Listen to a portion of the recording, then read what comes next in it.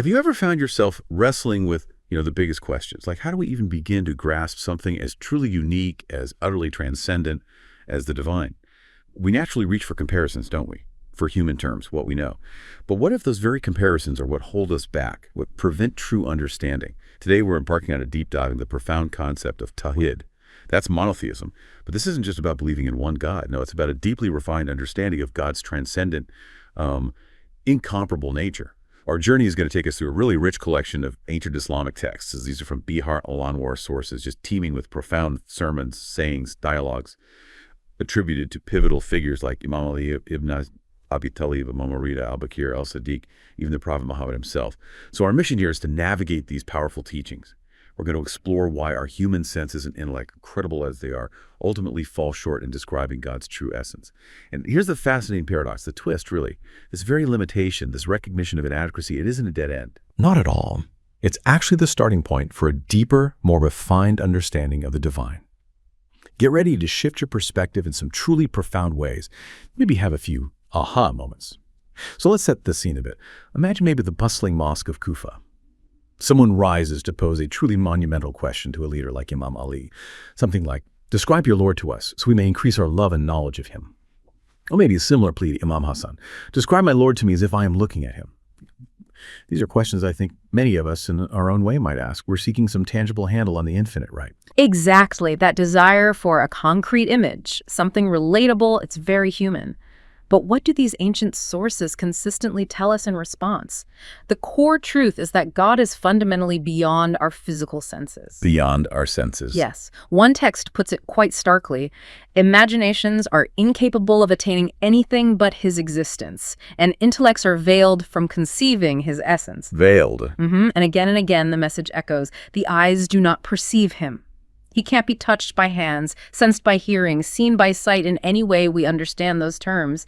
He's described as not a shadow to be seen, nor a body to be fragmented. Okay, so it's not just that our senses are inadequate, maybe. It's more like, they're the wrong category of tool entirely for this. That's a very good way to put it. They're simply not designed for that kind of perception. So, all right, if our eyes can't see him, hands can't touch, ears can't hear, how do we even begin? How do we grasp the divine? Well, what's truly fascinating, and this is where it goes deeper, it's not just our physical perceptions that are limited. Our very minds, our thoughts, our imaginations. They also fall short of truly encapsulating God's nature. Our minds, too. Wow. Yes, the texts repeatedly emphasize this point.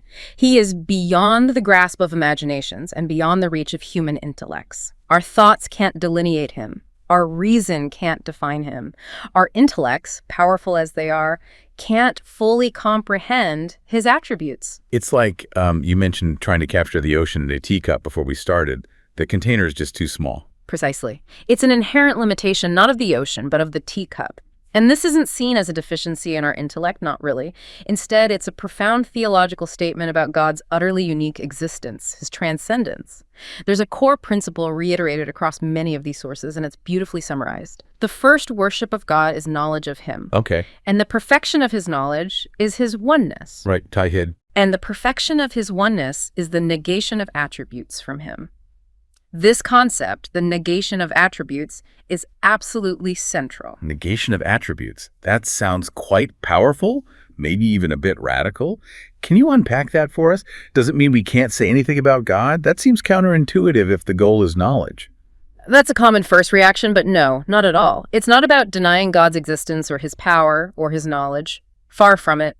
Instead, think of it as a profound declaration against limiting him by human terms. Limiting him. Yeah. Okay, think about it this way. Every attribute we can conceive, like having a form, a color, being in a specific location, even experiencing emotions like ours, these all belong to created things, right? Things that are finite, dependent, inherently limited. Things like us, basically. Exactly. And the texts point this out. For every attribute, an attributed thing bears witness that it is created. It carries the mark of being made. So if you try to apply these created attributes of things that began to exist to God, who is eternal, you're inadvertently placing him in the same category as his own creation. You're making him comparable. Precisely. You make him finite, dependent, comparable, and consider this powerful insight from the texts. Whoever describes God with such limiting attributes has limited him. Okay. And whoever limits him has counted him, made him one of a number. Right. And whoever counts him has invalidated his eternality. Because eternal means beyond number, beyond being one of a kind, he is unique. So attributing human-like qualities would imply, what? Partners, peers. Exactly. It fundamentally misunderstands his unique nature. This is why it's stated so strongly. Whoever likened our Lord to anything has disbelieved. The ultimate point here is that God isn't just a being among other beings. He is being itself, the source of all existence, which makes our everyday descriptors inherently limiting and ultimately misleading when applied to him. Wow. Okay. So it's not just about what we can't see or imagine, but what we can't even say or attribute without sort of diminishing his absolute uniqueness. What about really fundamental concepts then, like space and time? They feel so basic to our reality.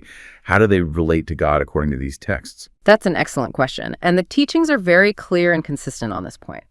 God is absolutely independent of the dimensions we inhabit, completely.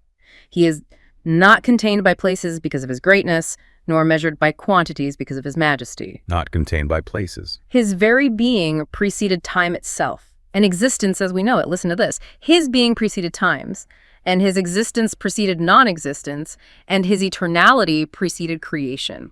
He's before. Before. That's hard to wrap your head around. It is, and Imam ālī explained it very eloquently. He said essentially that God created the concept of how quality without himself having a how, and he created where place without himself having a where, because he is the originator of howness and whereness. He invented the categories, so he can't be in them. Exactly. He isn't bound by the framework he created, and this distinction, this absolute difference, extends even to what we might perceive as divine functions or attributes. So when the texts mention attributes like hearing, seeing, or willing. Yeah, those seem pretty fundamental. Yeah, they are, but the texts stress they are fundamentally different from ours.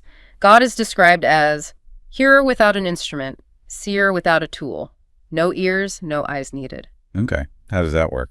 Well, one explanation given is that he hears by what he sees and sees by what he hears, meaning his perception isn't fragmented like ours through different senses. It's singular, comprehensive, immediate, not reliant on separate organs. So there's unified perception. Precisely. And similarly, he wills without mental activity, desires without ambition, no human-like thought process or striving. What's truly profound here, I think, is how carefully these texts distinguish God's attributes from those of creation. It's not a denial of his hearing or seeing or willing. It's a powerful statement that his way of being, experiencing, causing things. It's utterly unlike anything we can conceive. It exists prior to and beyond our limited forms and ways of functioning. That's a massive intellectual and, I guess, spiritual pivot point. If we genuinely can't describe God directly using human terms, if our senses and our intellect hit these profound limits, then how do these texts suggest we come to know him? Where do we turn for that knowledge, that connection? Right. If direct description, direct apprehension is impossible, these sources guide us to an indirect, yet, they argue, undeniable pathway through his creation itself. Through the world around us. Exactly. It's like inferring the infinite skill of an architect, not from meeting them, maybe, or seeing a blueprint, but from experiencing the breathtaking complexity and flawless function of an entire vast universe they designed. The work speaks for the creator. I see. The evidence is in the effects. Precisely. The texts tell us, by the creation of things, his lordship is inferred. And by their inability, their dependence, their limits, his power is inferred. And by their breaking down their impermanence, his eternality is inferred. And by their disappearance, his permanence is inferred.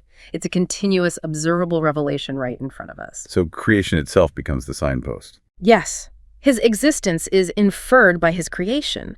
And by the novelty of his creation, his eternality is inferred. And by their similarities, the patterns within creation, that he has no likeness is inferred. Because nothing in creation fully compares to anything else, let alone to the creator. So the world around us isn't just there. It's speaking. It's a language, a testament to its source. That's a beautiful way to put it. Yes, a testament. The intricate order, the vast diversity of the universe, these are seen as continuous signs pointing back to the creator. Think about just the fundamental elements structuring our reality.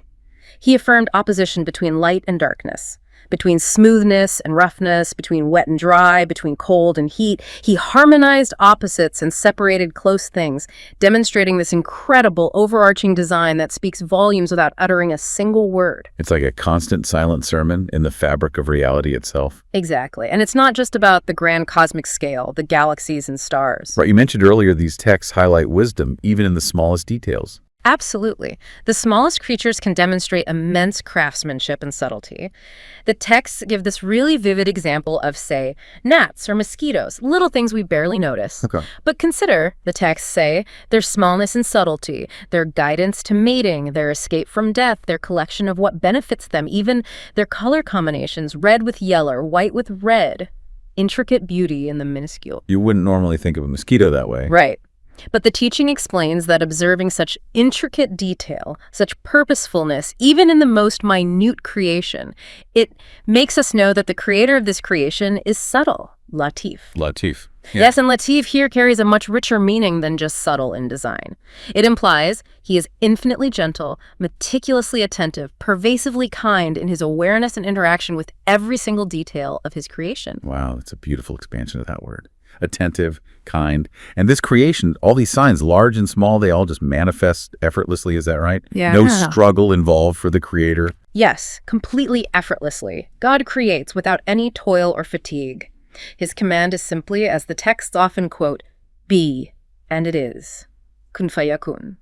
No need for tools, no movement, no weariness, no need for any prior example or prototype. Just the will and existence follows. Exactly. He simply wills and it comes into being. So here's where it gets truly transformative, maybe. The creation, from the vast heavens down to the smallest insect, isn't just there. It's a constant living testament. It's demanding our reflection, inviting us to look deeper. Precisely. It's an open invitation to see his hand, his wisdom, his power, his subtlety, his latif nature in every detail. And through that observation, inferring his unmatched greatness and his absolute uniqueness. And this profound understanding, this knowing through signs, leads us to another fascinating paradox described in these texts. It's about God's presence. He's both profoundly distant in his transcendence, his otherness, and yet intimately near in his knowledge and his power. Distant yet near. How does that work? The texts use phrases like, he is with everything, not by proximity, not like being physically next to it, and other than everything, not by separation, not like being cut off from it. Okay, that's nuanced. With everything, but not like everything. Yes. And he's described as near in his remoteness and remote in his nearness.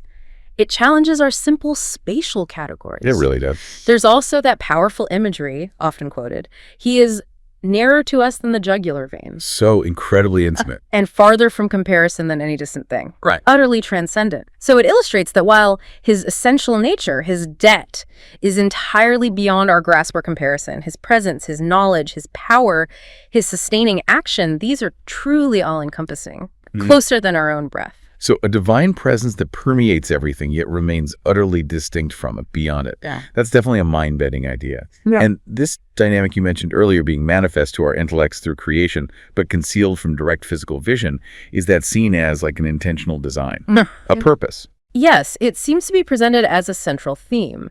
This dynamic of unveiling through signs and concealment of essence.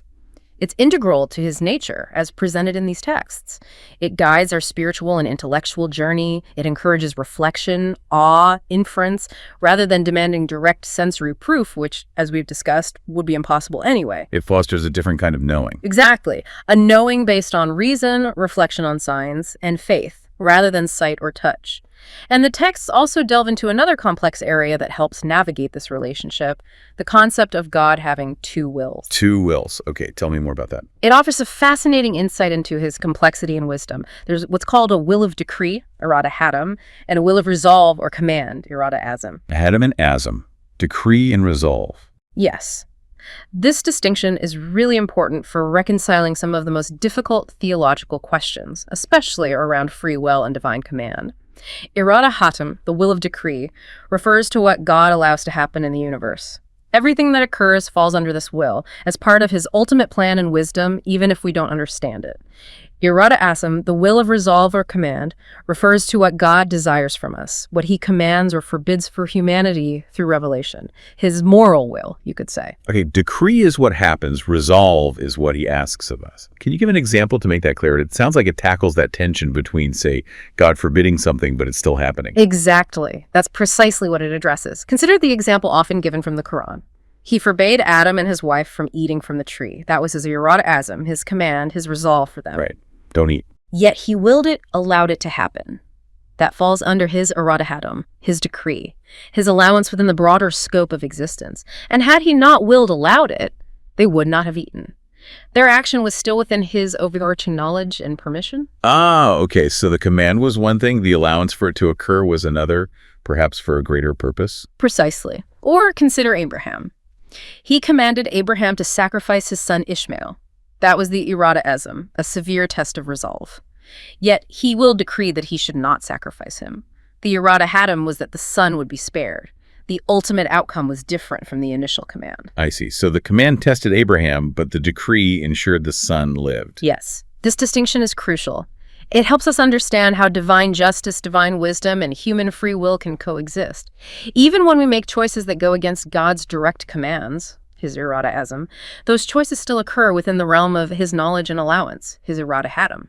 It highlights the profound depth of divine wisdom that operates on multiple levels, often beyond our immediate comprehension. That's a very powerful framework for thinking about some really complex spiritual and ethical dilemmas. It also seems to strongly imply a need for, well, humility in our approach to divine knowledge, doesn't it? Accepting we won't grasp the whole picture. Precisely. And that leads directly to the final key point from these teachings, crucial guidance on the limits of our inquiry. Imam al-Rida offered a very direct caution. Do not exceed in monotheism what God has mentioned in his book, lest you perish. Don't go beyond the revealed text. It's not a call to ignorance, but to intellectual humility. Recognize the boundaries set by revelation itself. We are also advised, very practically, speak to people according to what they know and refrain from what they deny. Meet people where they are. That's wise counsel for any discussion, really. Isn't it? And crucially for our topic, do not measure God's greatness according to the capacity of your intellect, lest you be among the perishing. Don't try to shrink God down to fit your mind. Back to the teacup in the ocean. Exactly. Instead, the guidance is to rely on what the Quran tells you of his attributes to connect you with his knowledge. Use the revealed descriptions as your anchor. And whatever Satan or distracting thoughts suggest to you that is not in the Quran, entrust its knowledge to God. Acknowledge the limits and trust. Let go of trying to figure out what's beyond the map provided. Beautifully put. Ultimately, this is an invitation to deep humility, a profound recognition that no deity except God, the exalted, the great. La ilaha illallah. Wow. Okay, so today we've taken a truly profound deep dive. We've journeyed into the transcendent nature of God as understood in these texts. We've learned that he is utterly beyond our senses, beyond our imagination, beyond any human-like attributes we might try to project onto him. Yet, paradoxically, through his magnificent creation, these intricate signs all around us, and through the clarity of divine teachings, we are guided towards a profound knowledge, a knowledge of his absolute oneness, his Tawḥīd, and his incomparable nature. Yes, it's a knowledge gained through reflection and acceptance of transcendence, rather than direct comprehension of essence. And this isn't just about ancient history or abstract theology, is it? It feels like an invitation for you listening to refine your own understanding of ultimate reality. It encourages you, perhaps, to look at the world around you with new eyes. Really look, seeing the subtle yet undeniable signs of a creator who is beyond definition, beyond comparison, yet somehow also intimately present and profoundly attentive. Latif. Absolutely. It's meant to deepen faith and curiosity, not diminish it. Embracing the mystery can actually enhance the awe. So here's a final thought to leave you with, something to mull over. If God is truly beyond all comparison, without a how or a where, what does it mean for you to genuinely seek to know him? Not through trying to make finite analogies work, but through the sheer awe inspired by the boundless evidence of his creation, and through the humility of accepting the limits of your own perception, your own intellect. How might embracing the ultimate unknowability of his essence actually deepen your certainty of his presence, his power, and his profound greatness? How could that transform your relationship not just with the divine, but with the entire world he created? This work is brought to you by the City of Wisdom YouTube channel.